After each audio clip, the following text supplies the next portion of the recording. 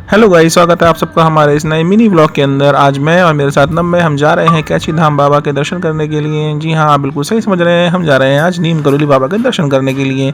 तो अभी हम स्टेशन पर बैठे हुए हैं और देखिए नम्मे ट्रेन का वेट कर रहा है। और नम्मे से मैं पूछ रहा हूँ कि बेटा बहुत देर हो गई, बोर तो नहीं हो रहा? तो कह रहा नहीं, मैं बोर नहीं हो रहा हूँ, मुझे तो बाबा के दर्शन करने का उत्साह है। उसके बाद तो गाइज़ ये हम पहुंच गए हैं हल्द्वानी रेलवे स्टेशन, क्योंकि नीम करोली जाने के लिए यही हमारा ट्रेन का स्टॉप होता है। यहाँ हम ट्रेन से उतर गए हैं। हमारी ट्रेन आगे काठगोदाम जा रही है। हम हल्द्वानी उतर गए थे, क्योंकि हल्द्वानी से हम बस के थ्रू आगे की यात्रा पूरी करेंगे। तो गाइज़ अब हम ट्रेन से उतरकर बाहर हल्द्वानी स्टेशन के आ गए हैं। यहाँ हल्की हल्की बारिश हो रही थी, मौसम बड़ा सुहाना हो गया था गाइज़, और नम्मे में तो काफ़ी मज़ा आ रहा था। ये बाहर निकल के, जैसे मैंने आपको बताया कि बारिश को हम एंजॉय कर रहे हैं। और अब हम जा रहे हैं यहाँ पर बस स्टैंड के पास में। बस स्टैंड से ही हम नीम करोली बाबा के लिए बस लेंगे।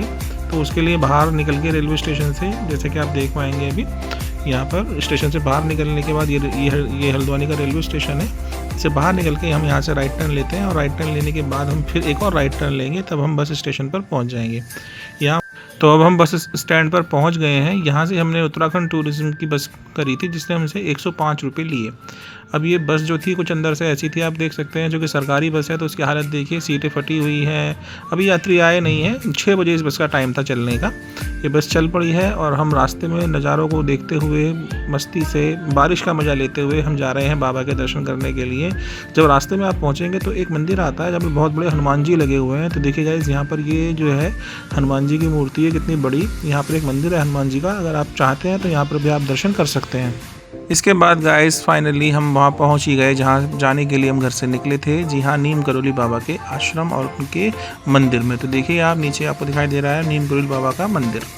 यहाँ पर फाइनली अब हमने नहाने धोने के बाद में बाबा के दर्शन करने के लिए चढ़ाई शुरू कर दी है। यहाँ पर हम आगे चले गए थे जहाँ नहाते धोते हैं, उसके बाद हम वापस आ रहे हैं ताकि हम दर्शन कर सकें। इसके बाद में हमने यहाँ जूता घर में अपने जूते चप्पलों को रखा है। ये बिल्कुल फ्री है, यहाँ पर इसका कोई चार्ज नहीं लगता है। और फिर यहीं से हम अपने जूते चप्पलों को रखने के बाद में अब आगे जो है प्रसाद लेने के लिए बढ़ जाएंगे। यहीं पर प्रसाद की भी सुविधा है, ये आपको प्रसाद भी देते हैं। इसमें आप 100 रुपये में भी ले सकते हैं, और इसके अलावा दूसरा 150 रुपये का प्रसाद है, आप उसको भी ले सकते हैं। तो अपनी श्रद्धा के हिसाब से आपको जितने रुपए का प्रसाद पसंद हो, या आप बाबा को भोग लगाना चाहते हो। वैसे प्रसाद अंदर चढ़ता नहीं है, बस आप अपने हाथों में इसको रखिए, बाबा को दिखाइए और आगे निकल जाइए।